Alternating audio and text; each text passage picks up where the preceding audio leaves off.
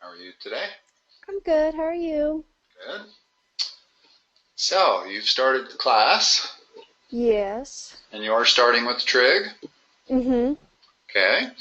Do you have some problems you can bring um, to this session? Yeah, I think so. Or they I want you just, to verbalize? I don't, hold on just a second. I have I worksheets. okay, good. I believe I have the same book as you. So, Okay. if it's exercises in the back of the chapters, I probably have that.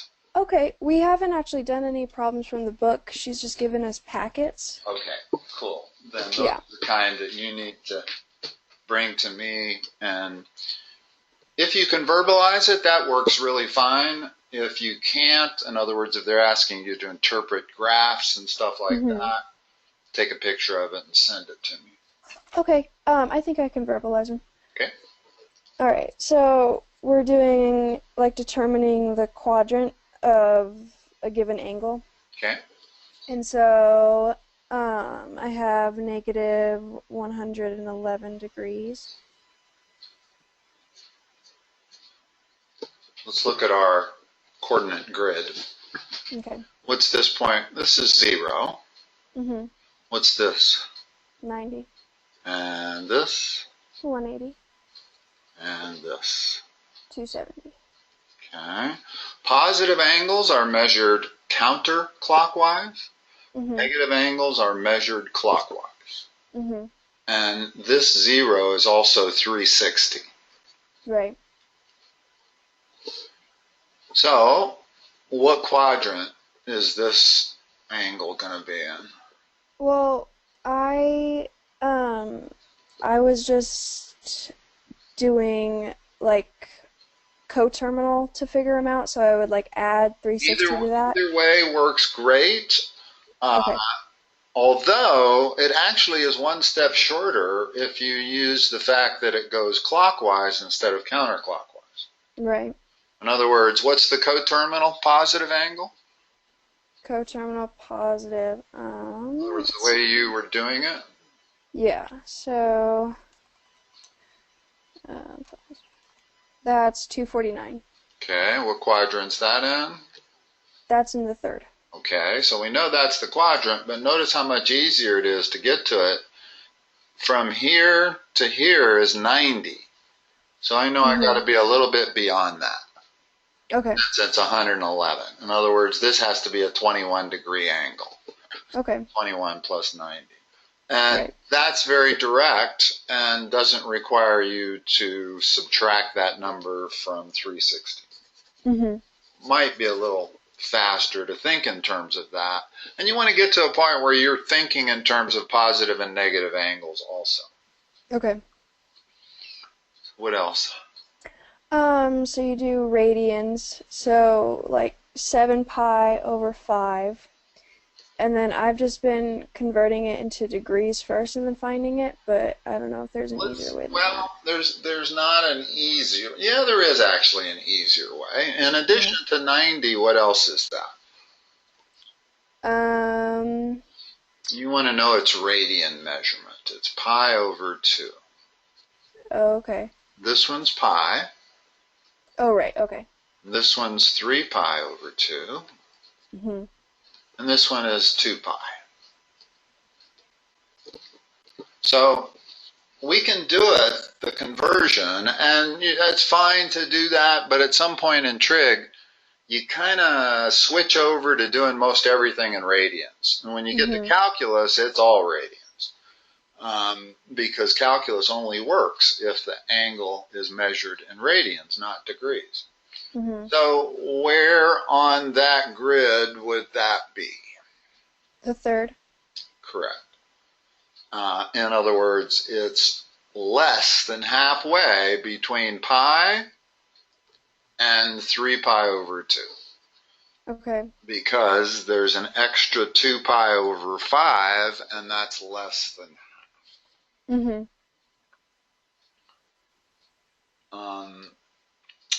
The way you did it, what would be the next step? In other words, let's do it both ways. Okay. Let's convert it to degrees. So I just did 7 times 180 over 5, because pi is 180. And then I got 252 degrees. Okay. And that clearly puts it in the third quadrant also. Mm-hmm. I'm not sure which is easier now that I look at this problem. It might be easier to do it your way. My way was not. My way really involved comparing the number 7 pi over 5 with 3 pi over 2. Right. In other words, which one is bigger? Is that bigger or is that bigger? And it's not totally apparent. It's not the easiest problem. Of course, you end up not generally having 5 in the denominator. What you generally have in the denominator is a 3, a 4, a 6. Right. Sometimes 12ths. So it's rare that you actually have a 5. Okay. Which means this comparison becomes much easier. If I give you, say, 5 pi over 4, what quadrant's that in? Without converting? Let's see. Would that be in the third? Yeah. In other words, this one is basically the same problem. But the difference is that I can compare 7 pi over 4 to 3 pi over 2. I know that that's not greater than 3 pi over 2. So I don't need to convert it to degrees to prove to myself that I'm in the third quadrant. And it's certainly greater than pi. In other words, that's 1 1/4 pi. Well, this over here is 1 1/2 pi. So that's why I'm so sure that that is before that. Whereas this 7 pi over 5, not so obvious. So, what else? Okay, so I have converting degrees into radians and then radians into degrees. Okay. And so I have... Let's do 2 of those. Make sure you can do each one. Okay. One of each. Okay. Pick one that so looks hard. I have negative 225 degrees. Okay. What am I going to do? So pi over 180 is equal to x radians over negative 225. Not x. In other words, you have to do the algebra here.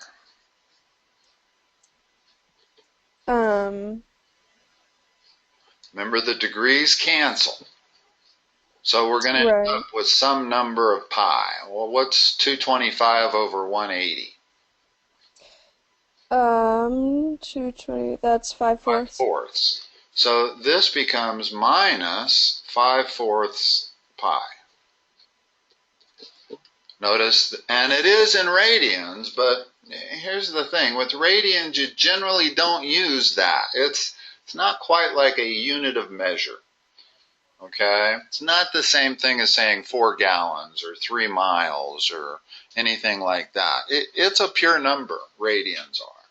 So we don't typically use it. But when you're getting used to transferring between degrees and radians, it's useful to use it because you know which way to use this conversion factor. You know it's pi over 180 because we're going to lose the degrees and pick up the radians, which are implied.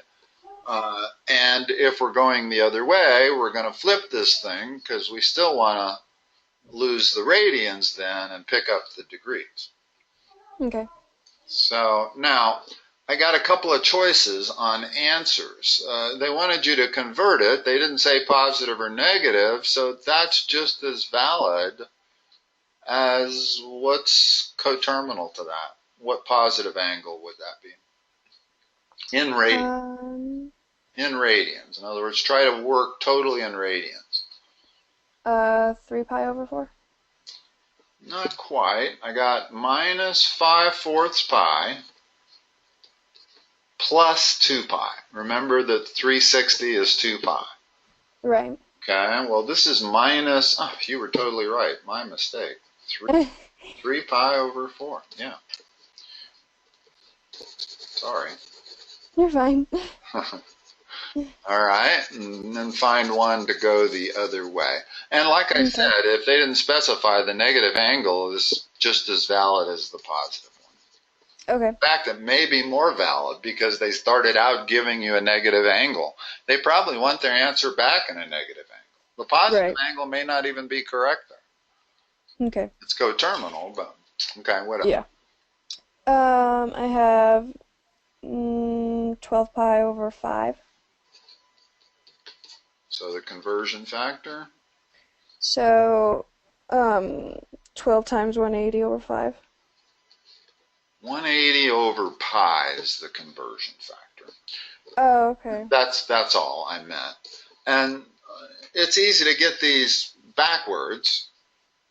And the thing you have to pay attention to is you want to always lose the units. So we put it in there just to help us remember. And I'm going to lose the radians and pick up degrees, which is what I'm trying to do. Okay, so what's 12 times 180 over 5? 72 degrees. Okay. Again, with the denominator 5. Right. So, which quadrant is that? The first. Okay. And notice that this is an angle that is greater than 2 pi. So, in reality, what this angle is once around and then up to 72 degrees. So I don't know if they're trying to teach you that these are equivalent, that 72 is the equivalent of, what was it, 12 pi over 5? Yeah. Or whether they're just coterminal. And I think you can't really say they're equivalent, but you can say they're coterminal. Okay. Okay. The reason is that even though your sine wave goes on and on and on, in other words, that 2 pi right there is the same as this 4 pi right here. Right. The fact is in further math, you can have this thing doing all kinds of stuff. In other words, it can be dampening, it can be the cycling changing, and then 2 pi is not the same as 4 pi. Okay. Okay? So they're definitely different things. All right, so you know how to do those. What's next? So I think I'm pretty good on everything we're doing now, but I have like some pages that we're about to start on, and maybe we could do that so I kind of know how to do it going in. Unit circle? Yeah, we were doing that. Okay. Is that the part that's coming up? The unit? No. Oh. Yeah, we already did that. Oh, you already did that. Okay. You and I have already done that also, haven't we? Yeah. Okay. So I have finding the exact values for functions. Okay. So the sine of 5 pi over 3.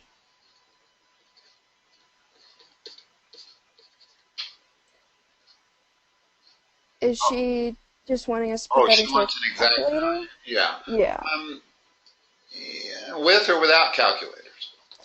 I don't know. It just This looks like a without calculator problem. Okay. Okay? Because this is really a unit circle problem. Okay. Okay, so let's draw our unit circle. And let's work in radians for the moment. Okay. Because they give us the problem in radians, Right. it's going to be easier to spot what quadrant it's in. Let me get this out of the way. Sine of 5 pi over 3. Yeah, there's no way she wants you to answer this by just plugging it into a calculator. Right. So what quadrant is this in? So the third? It's actually the fourth. Okay. And the way to think about this is every quarter is pi over 2. It's pi over 2 from here to here, from here to here, from here to here, and then finally from there to there. So if it's pi over 2, well, this is clearly greater than 3 pi over 2. In other words, this is 1 2/3. Here, I wasn't going to use proper fractions, but when you're comparing as to what quadrant it's in versus 1 1/2 pi, notice that this is the dividing line between the third and the fourth quadrant. Right. Well, it's pretty easy to realize that 1 2/3 is to the right of that. Okay. The other way to kind of look at this is that that's 1 pi over 3 short of 2 pi. If I add a pi over 3 to that, I get 6 pi over 3, which is the full unit circle. Right. So I know I have to be this amount short. In other words, this angle right here has to be pi over 3. Okay. Okay? Now, we need some other stuff up here. Okay. Help me fill in this unit circle like we learned. First of all, I'll help. All students take calculus. Have they taught you that in school? Yeah. Okay, good. And what's the formula in the second quadrant that gives you the equivalent first quadrant angle? Oh, it's negative and positive, so x is negative and y is positive. No. Well, okay, that's one way they're teaching it to you, but this is the key thing to know. Oh, okay. This reference angle that gets created, that allows you to determine all the trig functions, is the 180 minus the angle you're dealing with. In the third quadrant, flip those. It's theta minus 180. Okay. And in the fourth quadrant, it's the same as the second, only 180 more, so it must be 360 minus theta. Okay. So now we have all the information on there. Now, hold on, before I go further, I can actually write this in terms of radians. That's because if you get to a point where you don't have to constantly transfer between degrees and radians, you'll be better off. Right. This is one of them, really. You might have to make a final transfer just to figure out how to get the ratios. But, so we're talking the sine of 5 pi over 3. So how do I plug that into these formulas and determine what's the equivalent reference angle?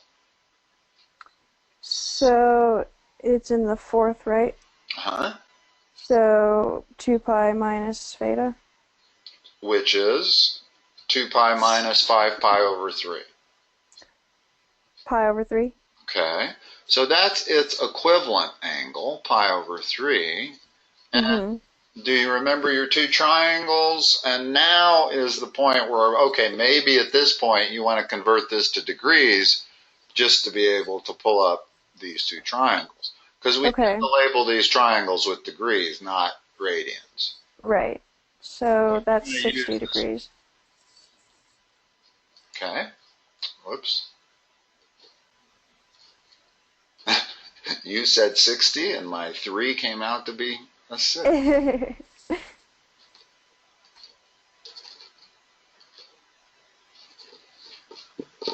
So what's the sine of 60? Root 3 over 2. And what is its plus or minus sign? Sine is negative. Yeah. And you can do that two ways. This angle I have drawn down here is the reference angle. Okay.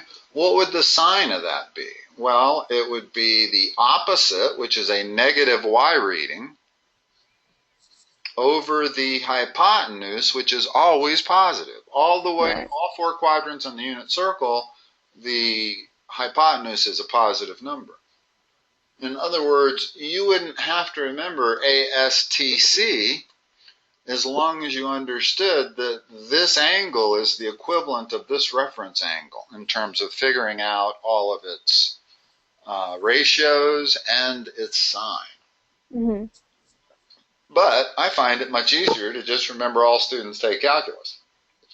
Okay. Then you don't have to go through. And in fact, you kind of can eliminate the whole reference angle thing if you use just all students take calculus, and as long as you remember these, 180 minus theta, theta minus 180, and 360 minus theta. Mm-hmm. And now you can solve for any trig function. What else do they have for you? I have the cosine, the cosine of 5 pi over 3. Okay, let's do that one.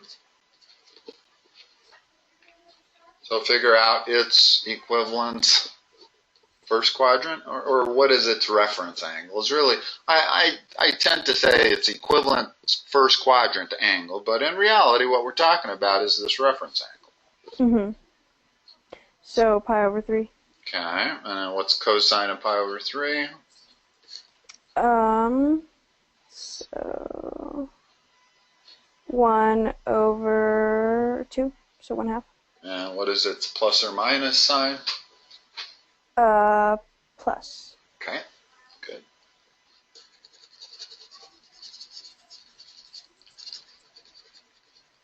Okay. All right. Make sure you can do every trig function for any angle that is a multiple of 30, 45, or 60. That's why I said we're generally dealing with denominators that are 3, 4, or 6, or 2. Right. Not 5. Although now I know 5 is a 72-degree angle, and there's exactly 5 of those in a circle. So Right. 5 is probably more common as a denominator than I think. All right, what's another one that you're not sure you know how to do? Okay. The sine of negative 3 pi over 4. Just going to say, are there any negatives there? Okay, couple things about negative angles. Mm-hmm. Sine is odd. Here, where can I write this? Go up here. I'll erase the A for now. Sine is odd, meaning that f of minus x equals negative f of x. So the sine of minus x equals negative the positive sine of x. Same thing with tangent, but not the same thing with cosine. Cosine is even. And if even functions, f of negative x has to be equal to f of x. That's what makes a function even. So cosine of negative x just equals cosine of x. Mm-hmm. So this is the easiest way to do it. Rather than, there was a time where I used to do these problems by finding the coterminal positive angle, then converting that, finding its reference angle, and then putting it in the right quadrant and coming up with the answer. But it's actually much easier to do if you use these properties of odd and even. And this covers all 6 trig functions because the reciprocal holds the same property. In other words, cosecant is an odd function. So if I took the cosecant of a negative angle, it would be the same as negative the cosecant of a positive angle. So with our problem here, the best thing to do is, let's turn it into this. What quadrant's that in?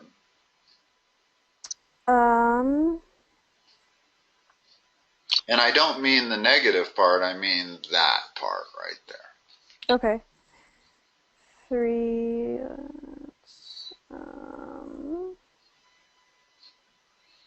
Is that greater or less than pi over 2? greater. Is it less or greater than pi? Greater.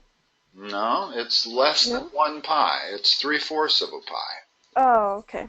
Okay, so that spots the quadrant for us. Okay. And that's what you always want to do. If you don't want to convert it to degrees, and I would definitely recommend you kind of try to get used to working in radians and not convert these always to degrees immediately. Right. But it all comes down to being able to compare whether a number is bigger than pi over 2 and less than pi, or bigger than pi and less than 3 pi over 2, and things like that. Mm-hmm. So this is definitely second quadrant. So what's its reference angle? Let's see.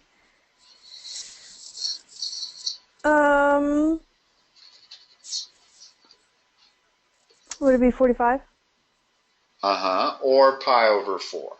Okay. In other words, if we're going to leave everything in radians, then we know that we're in the second quadrant, so it's pi minus 3 pi over 4, which is pi over 4. So this angle right there is pi over 4. And notice that the x part of that angle is negative. The y part is positive. So that's why sine is positive in the second quadrant, because you're taking this opposite, which is positive, over the positive hypotenuse. And what's the sine of pi over 4? So that's 45. Right. 1 over root 2. Which is the same thing as, if you wrap root 2 over 2. Right. And that's the answer you want to always give, is root 2 over 2. Right. So this is root 2 over 2, and I carry forth my negative sign. I never did anything. I always intended to leave it out in front until I got an answer for the inside. Mm-hmm. Okay, and just work it as a positive problem, and then add your negative afterwards. Mm-hmm. Okay, what else? Got another negative one with a different maybe? Like a cosine? Let's see. I have negative 12 pi. Oh, yeah. Cosine of negative 12 pi over 3.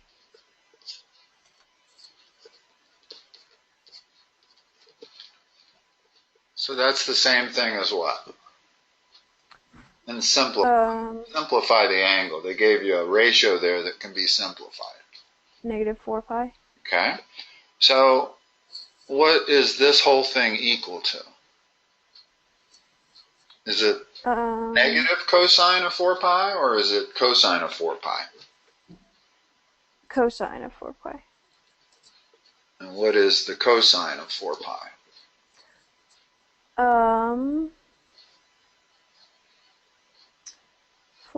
Wouldn't that be down inside the unit circle, and the way you do that is you subtract as many multiples of 2 pi as you can. Right. So I can subtract 4 pi, which is the same thing as the cosine of 0, which is what? Cosine of 0. 1.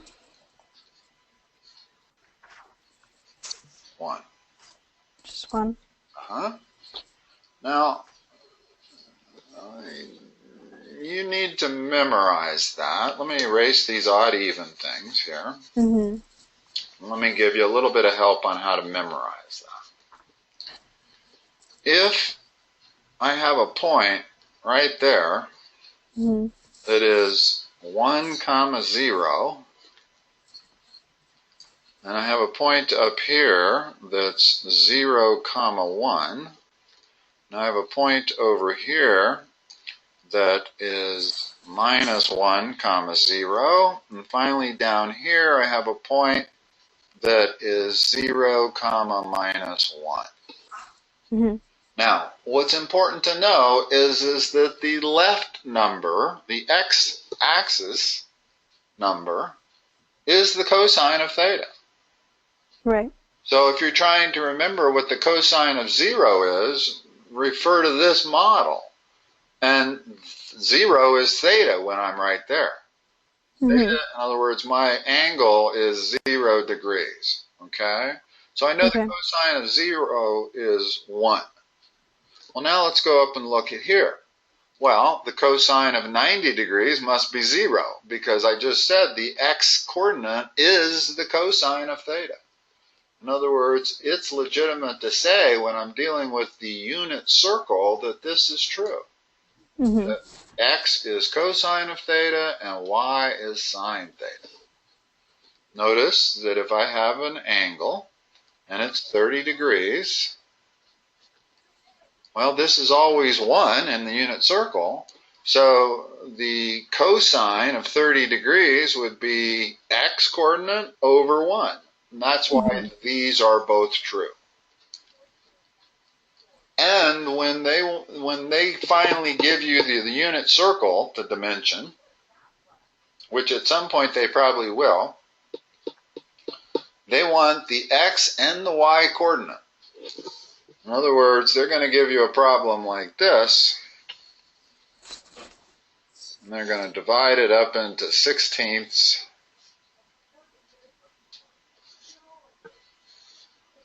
And they're going to say, give the coordinates on that point right there. Well, the coordinates on that point are cosine of theta, comma, sine theta. Right. And if that point is 30 degrees, well, then it's square root of 3 over 2, comma, 1/2. So this would be the answer for what are the coordinate points on the unit circle. And they want you to be able to give pretty much sine, cosine for all 16 points on that unit circle. Okay. So that concept is an important concept to understand, that this point right here is cosine theta, comma, sine theta. Right. All right. Now, I've never focused on that so much because I always tell people if you memorize your sine curve and your cosine curve, then you'll never have to use that logic. Mm-hmm. You want to be able to do what I just did from scratch, from memory. Mm-hmm. Just because you're going to have to know these curves. Right. And once you memorize these curves, now when they say, what's the cosine of 0, you know that it's 1. And you don't have to even go through that other logic. Right. But until you memorize these curves, then the best way to do it is with this logic up here, where these 4 points. In other words, cosine of pi would be negative 1. Cosine of 3 pi over 2 would be 0. Okay. So forth and so on. All right. I will let you go. I realize we just ran over a few minutes. Okay. Okay. All right. Have a good rest of your Sunday, and I'll talk to you next time. Thank you. Okay, you too. Bye.